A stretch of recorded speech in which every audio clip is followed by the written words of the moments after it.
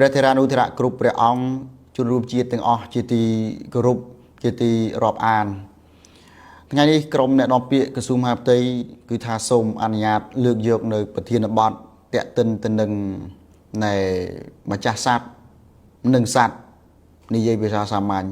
និយាយភាសាបច្ចេកទេសតាមផ្លូវច្បាប់គឺការទទួលខុសត្រូវរបស់ម្ចាស់សត្វចំពោះអំពើសត្វខ្លួនចិញ្ចឹមមែនទែនទៅរឿងនេះវាកើតឡើងយូរមកហើយសំណួរឬក៏ចម្ងល់ក៏ខ្ញុំធ្លាប់បានទទួលច្រើននិងឆ្លើយបំភ្លឺត្រឡប់ទៅវិញច្រើនតាំងពីខ្ញុំនៅជាអ្នកអធិប្បាយព័ត៌មានតាមទូរទស្សន៍និងនៃផ្ដល់យោបល់តាមប្រព័ន្ធអនឡាញនៃសារព័ត៌មានអនឡាញមួយចំនួននោះហើយរហូតមកដល់ពេលនេះខ្ញុំក្លាយជានៃក្រុមអ្នកនាំពាក្យក្រសួងមហាផ្ទៃក៏សង្កេតឃើញថាបញ្ហានេះគឺនៅកើតមានជាបន្តបន្ទាប់ទាំងទៅលើម៉ូតូទាំងទៅលើឡានហើយទាំងការបង្កឲ្យខូចខាតនៅទ្រព្យសម្បត្តិរបស់អ្នកជិតខាងឬក៏បង្កឲ្យមានរបួសស្នាមទៅលើអ្នកដទៃពីសំណាក់សត្វដែលម្ចាស់នៃចិញ្ចឹមហើយសំណួរបានផ្ញើមកខ្ញុំច្រើនណាស់ហើយមួយរយៈចុងក្រោយនេះក៏ឃើញមានករណីច្រើនបងប្អូនយើងក៏ផ្ញើមកច្រើនដូចគ្នាបាទករណីគោឆ្លងថ្នល់ដោយគ្មានម្ចាស់អត់មានខ្សែមានកលោះឡានទៅបុកករណីគោដើរតាមផ្លូវបាទអត់មានម្ចាស់ដឹកបាទដើររហេតរហូតម៉ូតូទៅបុកហើយចាប់គោនឹងចងនឹងម៉ូតូដាក់នៅលើថ្នល់នឹងតែម្ដងករណីនៃឆ្កែបាទនៅចិញ្ចើមផ្លូវសុកស្រាប់តែម៉ូតូគេបើកមកវឆ្កែនេះរត់វឹងកាត់ថ្នល់ម៉ូតូបុកម្ចាស់ម៉ូតូគឺដួលណាលើដងផ្លូវហ្នឹងគឺថាស្លាប់ស្ដោកស្ដឹងអត់មានដឹងអីហើយថ្មីនេះទៀតសោតគឺឡានទំនើបបាទគឺបើកទៅបុកណាគោប្រមាណជា3-4ក្បាលងាប់នៅលើដងផ្លូវអញ្ចឹងណែបងប្អូនគឺលើកជាសំណួរមកសួរថាតើនរណាទទួលខុសត្រូវឡានឬម៉ូតូដែលបើកបុកសត្វឆ្កែសត្វគោនឹងជាអ្នកខុសឬក៏ឆ្កែឬសត្វគោឬម្ចាស់សត្វគឺជាអ្នកខុសហើយមានករណីខ្លះគឺសត្វចិញ្ចឹមរបស់យើងហ្នឹងដូចជាជ្រូកដូចជាឆ្កែដូចជាគោហូហែទាំងអស់ហ្នឹងណាទៅស៊ីដំណាំទៅបំផ្លិចបំផ្លាញឬក៏ឆ្កែទៅខំគេនៅក្រៅដីឡូរបស់យើងជ្រូកទៅឈ្មោះដំណាំគេបាទមន់យើងបាទបដាកូនក្រៅដីឡូហើយទៅជ្រះកូនក្មេងមិនចឹកខ្វាយកូនក្មេងហ្នឹងអញ្ចឹងនេះសិតតែជារឿងមូលដ្ឋានសិតជារឿងសង្គមដើម្បីឲ្យយើងយល់ច្បាស់ទាំងអស់គ្នាហើយក្នុងក្របខ័ណ្ឌក្រសួងមហាផ្ទៃគឺមានការពាក់ព័ន្ធទាំងក្របខ័ណ្ឌរដ្ឋបាលដែនដីផងទាំងនៃក្របខ័ណ្ឌនៃចរាចរណ៍ផងហើយពាក់ព័ន្ធនឹងសមត្ថកិច្ចនៃព្រំប្រទានផងដែរគឺនគរបាលអញ្ចឹងទេពាក់ព័ន្ធទៅនឹងតំណែងទំនងរវាងសត្វចិញ្ចឹមនិងម្ចាស់នេះគឺតាមទ្រឹស្ដីរបស់ច្បាប់ដែលគេហៅថានីតិរដ្ឋប្រវេណីបាទអ្នករៀនច្បាប់អានឹងបានគេដឹងបានគេយល់បានគេស៊ីជម្រៅហើយកាន់តែស្រួចទៅទៀតគឺនីតិកាតព្វកិច្ចគឺគេមានចែងជាទ្រឹស្ដីហើយចែងជាបញ្ញត្តិច្បាប់តែម្ដងថាម្ចាស់សត្វគឺមានកាតព្វកិច្ចនៅក្នុងការទទួលខុសត្រូវចំពោះអំពើនៃសត្វចិញ្ចឹមរបស់ខ្លួនដែលធ្វើឲ្យមានការខូចខាតដល់អ្នកដទៃធ្វើឲ្យរបួសស្នាមដល់អ្នកផ្សេងបាទបង្កជាគ្រោះថ្នាក់នានាដូចជាគ្រោះថ្នាក់ចរាចរណ៍ដែលកើតឡើងមួយរយៈចុងក្រោយនេះជាដើមហោហែបាទអញ្ចឹងទេខ្ញុំលើកទ្រឹស្ដីនៃច្បាប់រដ្ឋប្រវេណីឬក៏គេហៅថានីតិកាតព្វកិច្ចហ្នឹងគឺម្ចាស់សត្វមានកាតព្វកិច្ចត្រូវគ្រប់គ្រងសត្វចិញ្ចឹមរបស់ខ្លួនឲ្យបានណាល្អពោលគឺមិនឲ្យទៅបង្កការខូចខាតដល់អ្នកដទៃបាទទាំងគ្រោះថ្នាក់ចរាចរណ៍ទាំងបង្ករបួសស្នាមណាខំគេឈ្មោះគេជុលគេជ្រះគេមន់ឬក៏ទៅឈ្មោះឬស៊ីដំណាំដាំដុះរបស់អ្នកដទៃឡើយគឺយើងមានកាតព្វកិច្ចមួយត្រូវតែគ្រប់គ្រងអានឹងឲ្យបានហេតុអីបានជាទ្រឹស្ដីច្បាប់គេកំណត់អញ្ចឹង គេកំណត់អញ្ចឹងគឺដើម្បីការពារផលប្រយោជន៍របស់នៃប្រជាប្រដ្ឋទូទៅក្នុងមូលដ្ឋានទាំងអស់គ្នាពីព្រោះប្រជាប្រដ្ឋទាំងអស់ហ្នឹងមានសមភាពចំពោះមុខច្បាប់បាទបើសមភាពចំពោះមុខច្បាប់យើងចិញ្ចឹមដើម្បីផលប្រយោជន៍គេដាំដំណាំឬគេធ្វើសកម្មភាពស្របច្បាប់របស់គេក៏ដើម្បីប្រយោជន៍អញ្ចឹងប្រយោជន៍វាត្រូវមានតលយៈភាពគ្នាទៅវិញទៅមកដើម្បីឲ្យតលយៈភាពទៅវិញទៅមកត្រូវមានច្បាប់មួយគ្រប់គ្រងពីលើបើសត្វយើងចិញ្ចឹមចង់បានផលណាហើយទៅបង្កការខូចខាតដល់អ្នកដទៃបង្ករបួសស្នាមដល់អ្នកដទៃបង្កជាគ្រោះថ្នាក់ដល់អ្នកបើកបរយើងត្រូវទទួលខុសត្រូវបើសិនជាអំពើឬសកម្មភាពសត្វរបស់យើងនោះគឺខុសទៅនឹងបញ្ញត្តិដែលច្បាប់ណែកំណត់ខ្ញុំសូមទាញអារម្មណ៍នេះចូលមកបទបញ្ញត្តិដែលមានចែងនៅក្នុងច្បាប់របស់កម្ពុជាតែម្ដងបាទហើយមិនមែនតែច្បាប់កម្ពុជាទេគឺទ្រឹស្ដីច្បាប់ជាសកលតែម្ដងគឺកំណត់មកអញ្ចឹងហើយកម្ពុជាយើងក៏យកមកចែងនៅក្នុងនៃក្រមរដ្ឋប្រវេណីដែរគឺមាត្រា750ខ្ញុំសូមអនុញ្ញាតបើកជូនបងប្អូនយើងហើយអានជូនបងប្អូនយើងកុំឲ្យថាខ្ញុំណែចេះតែនិយាយដើម្បីបានជាប្រយោជន៍ណាមួយខុសពីការពិតក្នុងមាត្រា750នេះគឺគេនិយាយអំពីការទទួលខុសត្រូវរបស់អ្នកកាន់កាប់សត្វពាក្យថាអ្នកកាន់កាប់សត្វនៅពេលនេះគឺបានន័យថាសំដៅទៅលើម្ចាស់កម្មសិទ្ធិបាទអ្នកចិញ្ចឹមសត្វនឹងតែម្ដងអ្នកគ្រប់គ្រងសត្វនឹងតែម្ដងអ្នកប្រើប្រាស់សត្វនឹងតែម្ដងទោះបីជាម្ចាស់កម្មសិទ្ធិដែលហៅថាកម្មសិទ្ធិកក្តីឬយើងគ្រាន់តែជាអ្នកគ្រប់គ្រងសត្វទេបានន័យថាយើងអាចខ្ចីសត្វនឹងពីគេមកប្រើប្រាស់ឬក៏យើងទទួលភារៈនៅក្នុងការគ្រប់គ្រងដោយប្រការណាមួយនោះគឺយើងមានកាតព្វកិច្ចនៅក្នុងការទទួលខុសត្រូវចំពោះអំពើដែលសត្វរបស់យើងណាក្នុងក្របខ័ណ្ឌដែលយើងជាអ្នកកាន់កាប់ក្នុងនោះមាត្រា750ចែងថាបុគ្គលដែលកាន់កាប់សត្វត្រូវទទួលខុសត្រូវក្នុងការសងការខូចខាតដែលកើតឡើងដល់អ្នកដទៃដោយសត្វដែលខ្លួនកាន់កាប់នោះឯងបានន័យថាកើតចេញពីអំពើដែលសត្វខ្លួនបានធ្វើឲ្យមានការខូចខាតដល់អ្នកដទៃអំពើគឺមានច្រើនរូបភាពដូចដែលខ្ញុំលើកឡើងពីខាងដើមអញ្ចឹងមានទាំងទៅជ្រះកូនក្មេងជ្រះអ្នកដទៃមន់បដាកូនឧទាហរណ៍ឆ្កែទៅខំគេណាទៅខំមន់ខំទាគេខំជ្រូកគេមានបងប្អូនសួរមកខ្ញុំច្រើនប៉ុន្តែខ្ញុំសរុបថ្ងៃហ្នឹងគឺឆ្លើយទៅតែមកទៅបាទហ្នឹងហើយគោយើងស៊ីតំណាំគេជ្រូកយើងទៅឈ្មោះតំណាំគេបាទ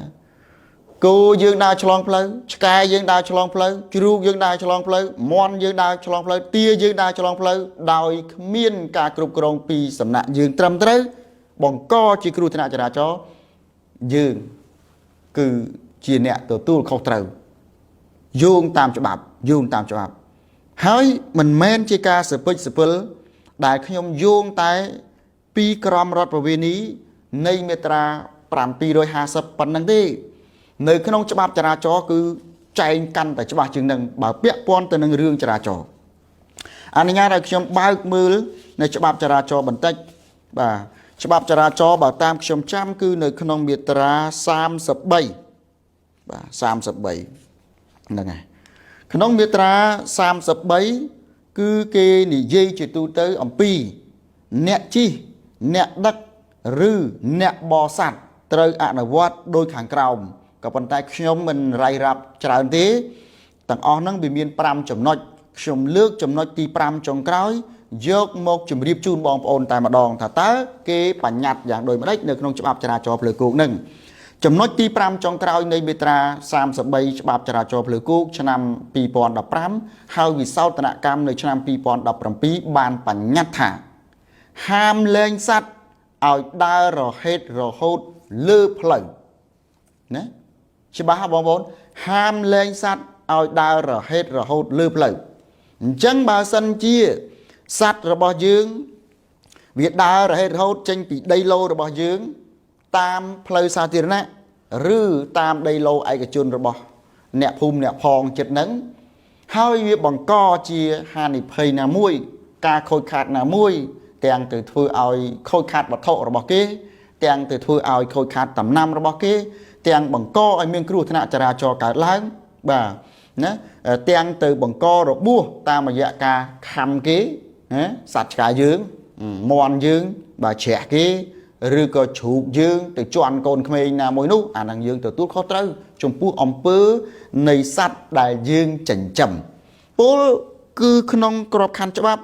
តម្រូវឲ្យយើងជាម្ចាស់សត្វដែលចិញ្ចឹមដើម្បីផលប្រយោជន៍នេះគ្រប់គ្រងសត្វរបស់យើង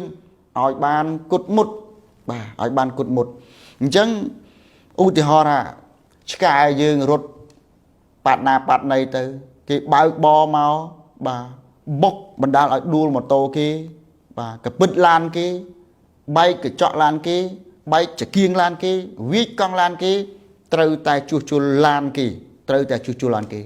ម៉ូតូរបស់គេខូចគេរបួសគេស្នាម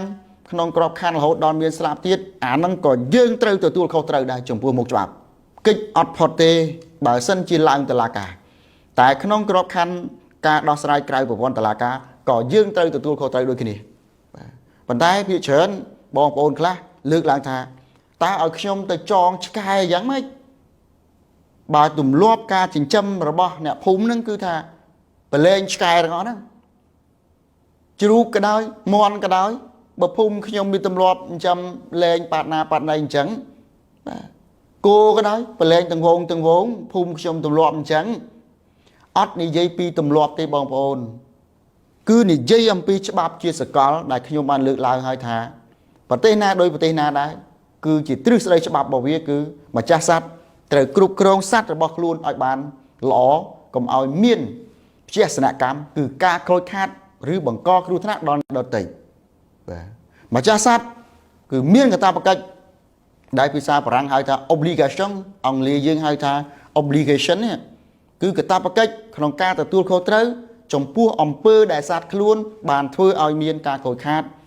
ឬក៏របួសស្នាមគ្រោះថ្នាក់ដល់អ្នកដទៃជាដើមបាទអាហ្នឹងគឺថាជាច្បាប់កំណត់មិនមែនខ្ញុំជាអ្នកនិយាយជាអ្នកថាទេអញ្ចឹងហើយដើម្បីជៀសផុតពីការទទួលខុសត្រូវនេះគឺម្ចាស់សត្វទាំងអស់សត្វមន់ក៏ដោយសត្វទាក៏ដោយសត្វឆ្កែក៏ដោយសត្វឆ្មាក៏ដោយជ្រូកក៏ដោយបាទគោក៏ដោយកបីក៏ដោយគឺត្រូវគ្រប់គ្រងឲ្យបានល្អប្រសើរអត់ឲ្យវាដើររហេតុរហូតនៅតាមទីសាធារណៈតាមដីឡូឯកជនរបស់គេជាដាច់ខាតណាបើវាដើររហេតុរហូតបង្កជាគ្រោះថ្នាក់គឺយកច្បាប់ទាំងពីរនេះយកមកអនុវត្តទី1គឺទ្រឹស្ដីច្បាប់ទូទៅក្នុងនីតិរដ្ឋប្រវេណីទី2គឺច្បាប់កម្ពុជាយើងគឺយកទ្រឹស្ដីទូទៅនោះមកកំណត់នៅក្នុងក្រមរដ្ឋប្រវេណីមាត្រា750តែម្ដងថាអ្នកកាន់កាប់សត្វគឺត្រូវតែទទួលខុសត្រូវចំពោះអំពើដែលសត្វខ្លួនបានបង្កឲ្យមានហានិភ័យការខូចខាតបាទដល់អ្នកដទៃនេះសំដៅទៅលើបុគ្គលជាឯកជនឬក៏ស្ថាប័នរដ្ឋអង្គភាពរដ្ឋបាទពាក្យថាអ្នកដទៃពេលនេះអញ្ចឹងទេជូនបងប្អូនណាយើងធ្វើឲ្យមិនធ្វើទៅប៉ុន្តែកុំឲ្យវាចូលទៅក្នុងក្របខ័ណ្ឌមួយដែលច្បាប់អាចពន្លាតណាខ្លឹមសារថាយើងធ្វើប្រហែសយើងបណ្ដេតបណ្ដោយឲ្យសត្វចិញ្ចឹមរបស់យើងទៅធ្វើសកម្មភាពផ្សេងនាំឲ្យហានិភ័យដល់អ្នកដទៃដល់សាធារណជនដល់អង្គភាពរដ្ឋជាដើមបាទទេខ្ញុំចងឲ្យគោខ្ញុំមកបងក៏ប៉ុន្តែវាទាញដាច់វាទៅស៊ីពោតគេវាទៅដើរឆ្លងផ្លូវទៅពីទៅពីទៅត្រូវឡានបុកត្រូវម៉ូតូបុកអាហ្នឹងក៏អត់រួចខ្លួនដែរគឺនៅតែទទួលខុសត្រូវដដែលបានន័យថាយើងធ្វើប្រហែសយើងគ្រប់គ្រងមិនបានជាប់លាប់បានវារបូតមកបានវារួចមកច្បាប់គឺគេបកស្រាយថាអញ្ចឹងមកគេអត់និយាយពីរឿងគោទាញឬក៏យ៉ាងម៉េចទេគេនិយាយពីរឿងថាយើងគ្រប់គ្រងឲ្យមិនគ្រប់គ្រងទៅកុំឲ្យតែវាមកបង្កហានិភ័យបង្កការខូចខាតដែលគេហៅថាព្យាសនកម្មភាសាអង់គ្លេសហៅថា damage បាទហ្នឹងហើយចុះបើសិនជាខ្ញុំដឹកគោត្រឹមត្រូវឆ្លងថ្នល់ហ្នឹងឧទាហរណ៍រឿងគោឡាននឹងបើកមកលបឿនលឿនន និយាយទូរស័ព្ទលេងទូរស័ព្ទកេះគៀវជាមួយដៃគូរបស់គាត់នៅក្នុងឡានអត់ប្រុងប្រយ័ត្នមកបុកគោខ្ញុំដែលខ្ញុំដឹកហើយឆ្លងកាត់ត្រឹមត្រូវទៀតអាហ្នឹងគឺជាកំហុសអ្នកបើកមិនមែនជាកំហុសយើងដូច្នេះយើងអាចប្តឹងឲ្យអ្នកបើកបរនោះទទួលខុសត្រូវចំពោះការខូចខាតរបស់យើងបានគោយើងរបួសគោយើងងាប់បាទបើឆ្កែអាហ្នឹងបាញ់និយាយវាទេជ្រូកមិនបាញ់និយាយទេមកទៅនោះគ្មានណាគេដឹកជ្រូកឬក៏ដឹកឆ្កែឆ្លងផ្លូវទេជាទូទៅអាហ្នឹងនៅតាមខេត្តបើនៅពេញអាហ្នឹងមានទីប្រជុំជនវាមានវាមិនអត់ទេប៉ុន្តែក្នុងករណីដែលយើងដឹកជ្រូកយើងដឹកឆ្កែយើងត្រឹមត្រូវឆ្លងកាត់ផ្លូវដើរតាមផ្លូវត្រឹមត្រូវគេមកបុកអាហ្នឹងកំហុសរបស់គេតែបើយើងដឹកខុសច្បាប់ក៏ជាកំហុសរបស់យើងដែរនៅពេលដែលគ្រោះថ្នាក់ចរាចរណ៍កើតឡើងបាទអញ្ចឹងខ្ញុំជូនប៉ុណ្ណឹងប្រហែលជាបងប្អូនលោកណែអាចទទួលយកបានប៉ុន្តែខ្លះខ្ញុំគិតថាកណ្ណាទម្លាប់តាំងពីដើមទីមកហើយនៅពេលដែលមានការពន្យល់បកស្រាយទោះបីជាលើកនៅមូលដ្ឋានច្បាប់យ៉ាងណាក៏ដោយក៏បងប្អូនខ្លះមិនអាចទទួលយកបានដែរប៉ុន្តែបងប្អូន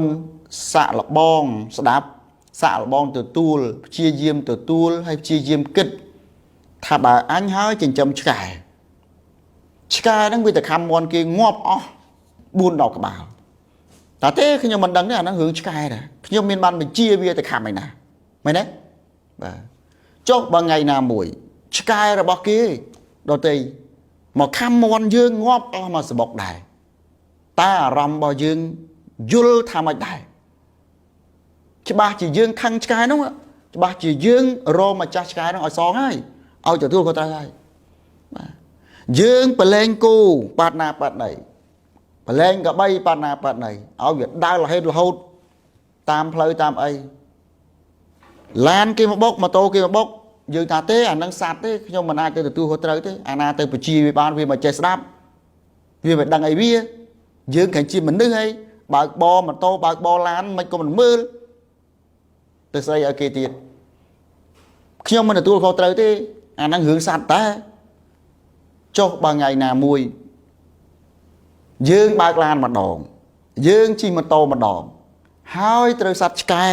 សัตว์ជ្រូកសัตว์គោសัตว์ក្របីវាឆ្លងផ្លូវទៅពីទៅពីមករត់ទៅពីទៅពីមកយើងបើកទៅបុកទឹងយើងដេកស្ដោកឬកូនយើងដេកស្ដោកពេលនោះតែយើងគិតថាម៉េចដែរយើងគិតថាម៉េចដែរប្រហែលជាយើងក៏ត្រូវទៀមទីឲ្យម្ចាស់ឆ្កែម្ចាស់ជ្រូកម្ចាស់គោម្ចាស់ក្របីនោះទូទាត់សំណងឲ្យយើងទទួលខុសត្រូវចំពោះមុខច្បាប់ដែរហើយអញ្ចឹងសូមឲ្យយកគេហៅថាអារម្មណ៍របស់គេមកដាក់នឹងអារម្មណ៍របស់យើងយកអារម្មណ៍របស់យើងទៅដាក់នឹងអារម្មណ៍របស់គេនិយាយពីអារម្មណ៍ប៉ុន្តែនិយាយពីច្បាប់យើងត្រូវតែយកច្បាប់ពីមាត្រានេះមកសិក្សាឆ្វែងយល់ហើយទទួលស្គាល់និងអនុវត្តចាប់ពីពេលនេះតទៅខ្ញុំរំលឹកម្ដងទៀតក្រមរដ្ឋប្រវេណីរបស់កម្ពុជាយើងបើខ្ញុំចាំមិនច្រឡំអាចឆ្នាំ2006មាត្រា750គេចែងយ៉ាងច្បាស់ខ្ញុំអានជូនម្ដងទៀតក៏បានខ្ញុំមិននឿយណាយនៅក្នុងការអានទេគឺគេនិយាយអំពីការទទួលខុសត្រូវរបស់អ្នកកាន់កាប់សត្វបាទបុគ្គលដែលកាន់កាប់សត្វត្រូវទទួលខុសត្រូវក្នុងការសងការខូចខាតដែលកើតឡើងដល់អ្នកដទៃដោយសត្វដែលខ្លួនកាន់កាប់ច្បាប់ចរាចរណ៍ផ្លូវគោកឆ្នាំ2015វិសោធនកម្មឆ្នាំ2017មាត្រា33ចំណុច5គឺបានបញ្ញត្តិថាហាមលែងសត្វឲ្យដើររហេតរហូតលើផ្លូវដូច្នេះចាប់ពីនេះតទៅខ្ញុំគិតថាយើងចាប់ដើមគ្រប់គ្រងសត្វយើងឲ្យបានល្អប្រសើរហើយបើសិនជាអាជ្ញាធរមូលដ្ឋានលោកបានទទួលនៅការនៃលើកឡើងរបស់ខ្ញុំគឺអាចយកមាត្រាទាំងពីរនេះផ្សព្វផ្សាយជូនបងប្អូនប្រជាពលរដ្ឋតាមមូលដ្ឋានក្នុងពេលដែលយើងប្រជុំម្ដងបាទវេទិកាសាធារណៈម្ដងឲ្យយើងយល់ចាប់ពីឥឡូវនេះតទៅ